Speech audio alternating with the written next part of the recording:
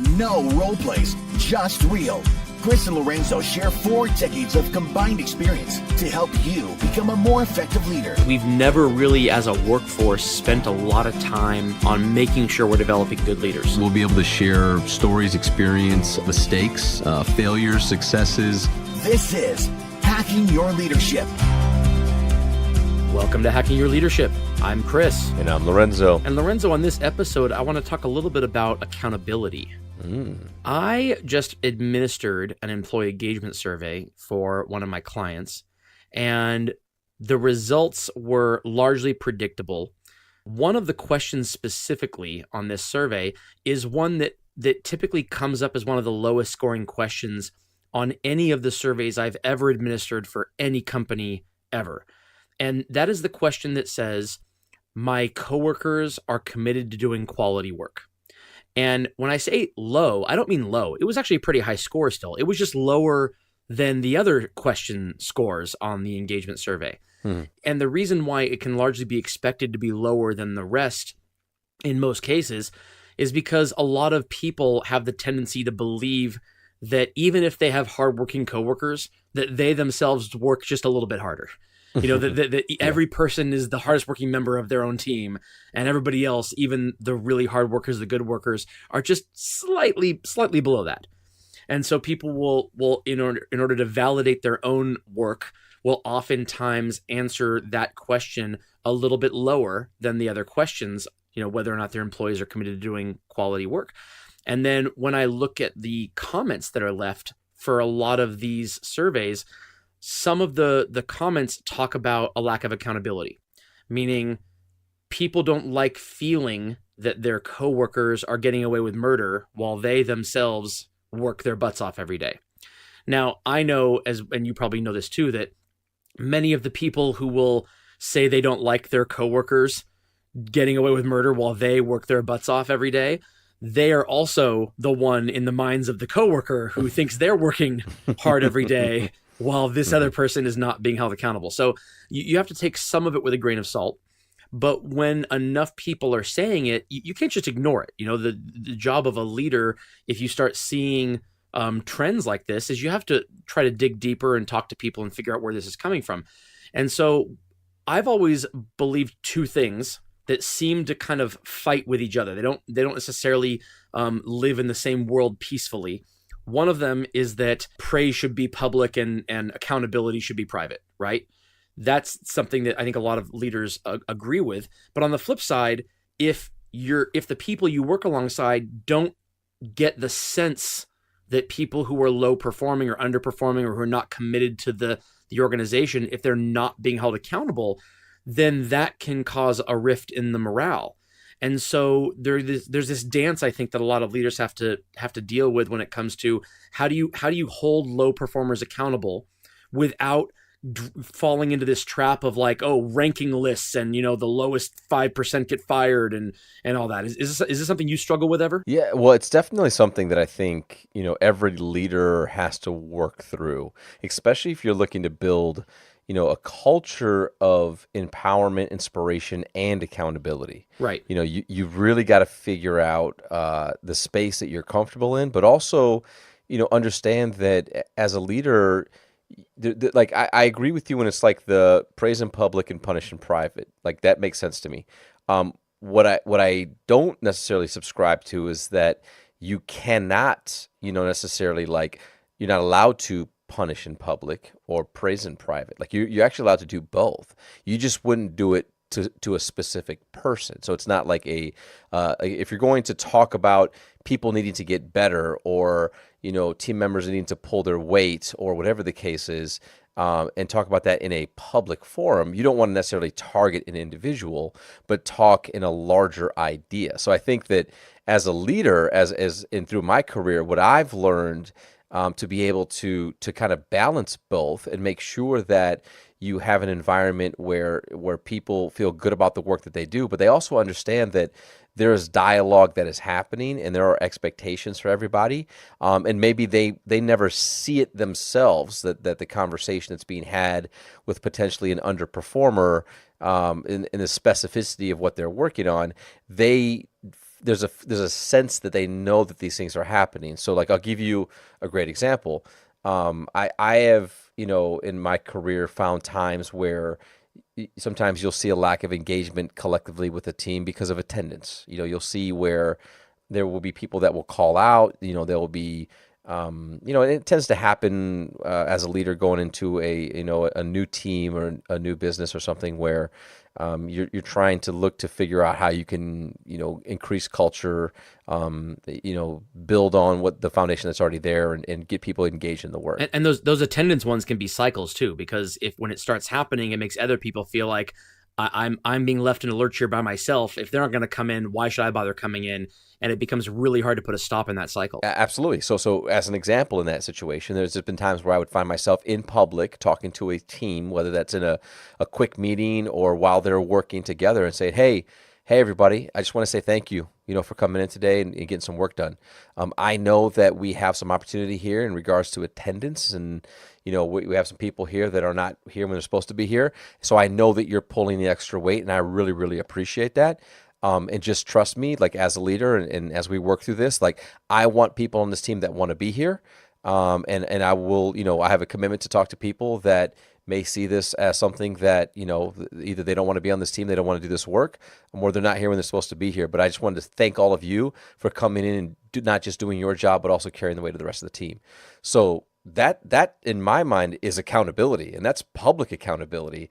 And I'm not talking about an individual. They may say in their brain, well, I know exactly who he's talking about, right? I can name them by name. But as a leader, I never said them by name. I just thanked them for them being there, made it a point to say that I appreciated it, but also let them know that we're going to have some dialogue with people. And I think that that's the type of thing where you can find some good balance, where then a team feels appreciated. They know that conversations are happening, even if they're not witnessing them themselves. Yeah, I agree with all of that. In fact, I do exactly what you just talked about. I also post an Excel spreadsheet showing how many times each person's called out sick. So I think that lends a little bit to it. No, I'm kidding. No. Yeah, kudos. Yeah. No, that's a really smart thing, because I think what you've done is you've acknowledged that, yes, there is an issue here, and that you know who it is, whether it's one person or 10 people. You know who those people are. There's no need to say their names out loud. And there's almost like a feeling of simpatico between you and the people who are there in that room, where it's like, yeah, I'm not naive to this. I know this is happening, and I know that this makes your job harder when it happens, and I appreciate it. I mean, I think it's a fantastic way to do it. Have you ever been in the middle of a one-on-one conversation with someone and had them bring up to you a feeling that people aren't being held accountable? When people mention that to you in one-on-ones, or when you're asking for feedback, whether it's a scheduled one or they want to just pull you aside and vent, how do you address that when it's one-on-one? No, absolutely. I think first and foremost, I say, hey, I would love to better understand what you mean. So like I'm going to ask you for more, right? That's right. Number one. Number two, it's also clarifying that, hey, like I do want you to know that that my expectation is that you're not aware of accountability conversations unless the person being held accountable tells you, because I think it's a big part of leadership to do exactly that. That we want to make sure that we're praising and that we're giving recognition and that we're talking about what wonderful work it is that you're doing or your peers may be doing in front of others. But at the end of the day, my expectation is that you will never know if I'm holding somebody accountable and I'm having dialogue about their lack of performance or their lack of engagement, unless they tell you. But I know, and as a leader, I'm usually very aware of those conversations that are happening. I said I can tell you that those conversations are happening, but I would love your insight. I would love what you believe to be places where we can get better at this, because perception does matter. And it's important for me to make sure that if you feel there's a need for us to get focused or to get better at this, I need to know if we are in fact doing some of that work. And if you bring up something that maybe we're not looking at or focused on, that I'm aware of it so we can dig a little bit deeper. So I'm typically responding with, please tell me more.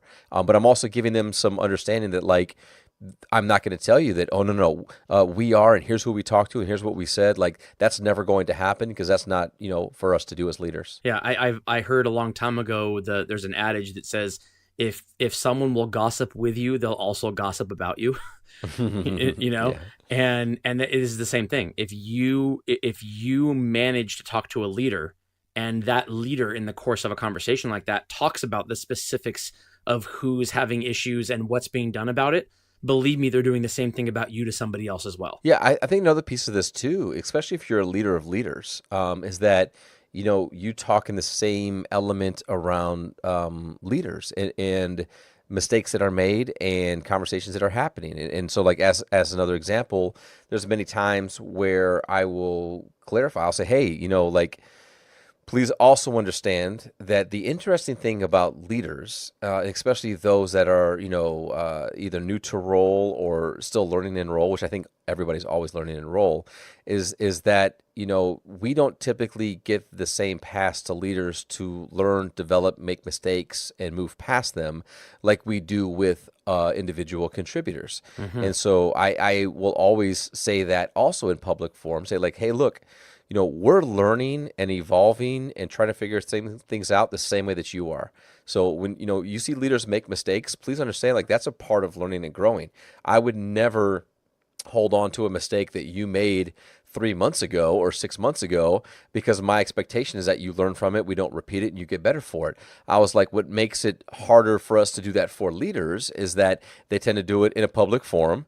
There's spotlight to it, and people just assume that because you have the title of a manager or this or that therefore you know everything, you make no mistakes, you always have a great attitude, you never lose composure, Right. which is just not the case. And I will share with the team. I said, so please know that, like, I find myself in many conversations as a leader of leaders having dialogue with them around where they were wrong, where they made a mistake, where they said the wrong thing to you, where they didn't, give you the support that you needed at the time that you needed it, and they're learning and growing as well. So I think it's important that, when you talk about the culture of accountability, and you're looking for the balance of letting people know that it's happening, but not being specific into what it is, that you also talk about how that works for leaders and how that might be a little bit different, but it's also the same, that we're all in this journey together, and that we owe it to each other, to want to get better. And that requires real dialogue, transparency,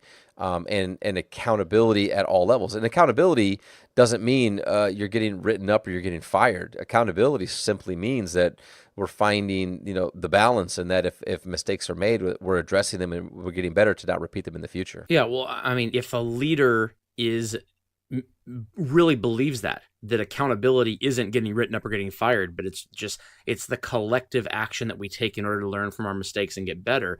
That is the type of culture that fosters a belief that it's okay to make mistakes.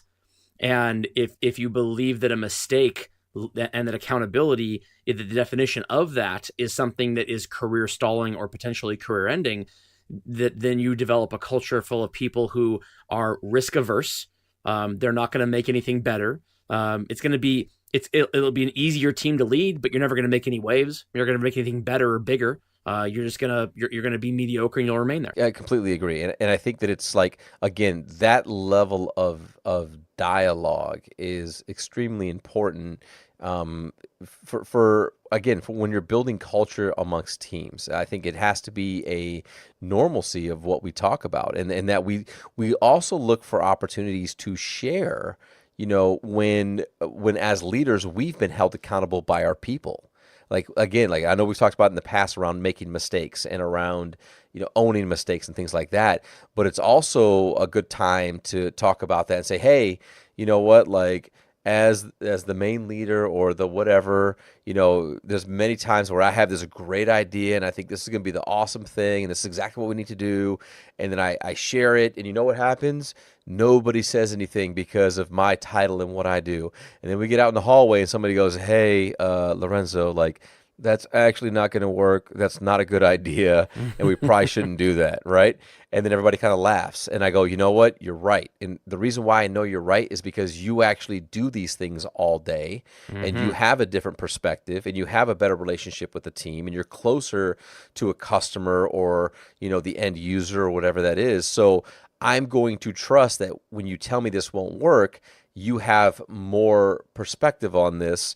And I appreciate that. And you share those types of things with your team and other people to say, even I make mistakes, and I am accountable to my leaders and to all of you, that if I have a bad idea or I make a bad, judgment call, that I have to own it as well, and not let my ego drive that to the front, but to allow the collaboration and the team to bring me back to reality and to make a better decision, to have a better strategy. Yeah, that's completely true.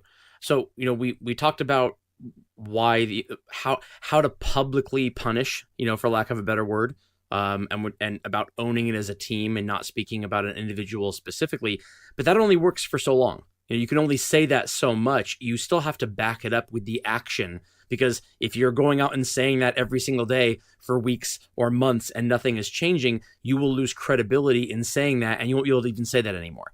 And so behind the scenes, you could be doing this publicly, but behind the scenes, you still have to hold people accountable and make that happen and make things better without making any individual feel like they're being called out, or that they have the spotlight on them as the sole person that needs improvement. And so what are the ways that you balance that and making it sure that the team looks at this as development that we all go through and that nobody feels called out? Well, I think you can't control if people feel called out or not, because trust me, like when you have the individual dialogue and say things like your performance is unacceptable, or say things like it seems like you just are not happy here, based upon the behaviors that I see in the way in which you show up to work, people may feel called out, even if it's in a private situation. Oh, that's what I mean, though. I mean publicly called out. If you never make anybody feel called out privately, I don't think you're doing your job as a leader. Sometimes people need to be called out, Sure. But publicly, I mean. Yeah, I mean, you're right. I've had situations where after having some of that public dialogue, somebody's pulled me aside and said, "Hey, it felt like you were talking about me," right? And then my response. Usually that means you were. My response normally is like, "Well, do you think I was? And why do you think that I may be talking about you?" Right? Right. If the shoe fits. Well, I want to add something to that really quickly, is that I would look positively on a person who said that, because it's showing a level of self-awareness that maybe it's like, oh, maybe I was already thinking this was an issue and now it's being talked about. The employee that would worry me more is the one who I was talking about, and they didn't pull me aside later. They just went about their day like they were doing before. Yeah, well, I also think, though, like, in all fairness, they should know if you're talking about them, Of course. if you're in a public forum. Yeah. Because hopefully you've had private conversations before that many times. Yeah. Absolutely, right? Yeah, so absolutely. But I think to answer the other part of your question, though, is the only way that you have good balance and you actually continue to build the culture around not just what you say but what you do, is that bad people have to disappear. Like, they have to go away, and the team needs to see that. The team needs to either see that there's change, or they need to see that the people that they know very clearly are disengaged or don't want to be there are no longer there, and that's perfectly okay.